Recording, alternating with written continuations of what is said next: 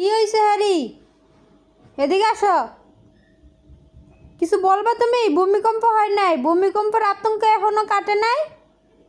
হ্যাঁ, ভূমিকম্প হয়েছে পরে অনেক ভয় পাইছিল, ঘরে ছোটাছুটি করছিল। এখন একটু আওয়াজ হইলেই সে খুব ভয় পায়, মানে কি পরিমাণ ভয় ঢুকছে।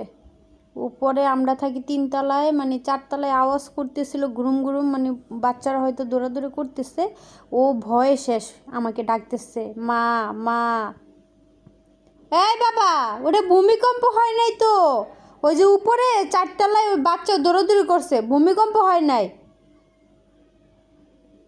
না না, বাইরে যাইতে হইব না, ভূমিকম্প হইলে না তোমার নিয়ে আমরা বাইরে যামুগা, বুঝছো? আবার কান খাড়া কইরা মানে রাখছে যে ভূমিকম্প হয় কি না। হ্যারি শোনা, ওটা ভূমিকম্প হয় নাই, উপরে চারতলায় আওয়াজ করছে। তুমি ভয় পাইও না, ভয় পাইলে আম্মুর কাছে আসো। আসো আম্মুর কাছে আসো, এই যে এখানে আসো, আসো। মানে ওই গুরুম করে উঠছে দেখে এখন বাইরে যাবো, দরজা খুলতে গিতেছে। হ্যাঁ আসো, এখানে আসো, এখানে আসো, আসো। ভীতু একটা, এত ভয় পাওয়ার কি আছে তোমার?